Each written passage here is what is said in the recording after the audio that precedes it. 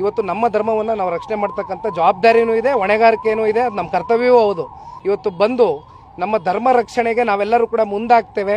ಯಾಕೆಂದರೆ ನೋಡಿ ಅಣ್ಣ, ಸ್ವಾತಂತ್ರ್ಯ ಬಂದಾಗಿಂದ ಇಲ್ಲಿಯವರೆಗೂ ಗಣೇಶ ವಿಸರ್ಜನೆ ಕಾರ್ಯಕ್ರಮದಲ್ಲಿ ಬಹುಶಃ ಇದೇ ಮೊದಲನೇ ಬಾರಿ ಇರಬೇಕು ಈ ರಿಸ್ಟ್ರಿಕ್ಷನ್ಸ್ ಹಾಕಿರೋದು. ಅದೆಂಥದ್ದು DJ ಸೆಟ್ ಹಾಕಂಗಿಲ್ಲ, ಅದೆಂಥದ್ದು ಟೈಮಿಂಗು, ಆಮೇಲೆ ಪರ್ಮಿಷನ್ ತಗೋಬೇಕು, ಅದೇನೋ ನೂರಾರು ಹಾಕವ್ರೆ ಎಲ್ಲ ರೆಸ್ಟ್ರಿಕ್ಷನ್ಸ್. ಏನಣ್ಣ ನೋಡಿ, ನಾವೆಲ್ಲ ಹಿಂದೂ ಧರ್ಮದವರು ಹಿಂದಿನಿಂದನೂ ಕೂಡ ನಮ್ಮ ಸಂಸ್ಕೃತಿ, ನಮ್ಮ ಪದ್ಧತಿ, ನಮ್ಮ ಆಚಾರ ವಿಚಾರನ ನಂಬಿಕೆ ಇಟ್ಕೊಂಡು ಬದುಕ್ತಾ ಇರ್ತಕ್ಕಂಥ ಜನ.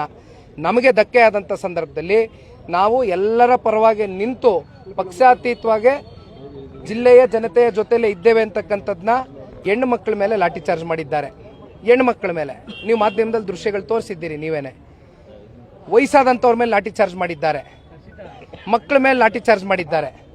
ಇವತ್ತು ಪೊಲೀಸರು ಹೇಳ್ಬೋದು, DC ಹೇಳ್ಬೋದು, SP ಹೇಳ್ಬೋದು, ಇಲ್ಲ ನಾವು ಕಾನೂನಾತ್ಮಕವಾಗಿ ಅವರಿಗೆ ಶಿಕ್ಷೆ ಒದಗಿಸ್ತಕ್ಕಂಥದ್ದಕ್ಕೆ ನಾವೆಲ್ಲ ಕೂಡ ನಿಷ್ಪಕ್ಷಪಾತವಾಗಿ ಪಾರದರ್ಶಕವಾಗಿ ತನಿಖೆ ಮಾಡ್ತೇವೆ ಅಂತ. ಬಟ್ ಅಂತಿಮವಾಗಿ ಇವತ್ತಾಗಿರ್ತಕ್ಕಂಥ ಅಪಮಾನ ಇದೆಯಲ್ಲ ಮಂಡ್ಯ ಜಿಲ್ಲೆಗೆ, ಇದನ್ನು ಭರಿಸ್ತಕ್ಕಂಥವ್ನು ಯಾರು?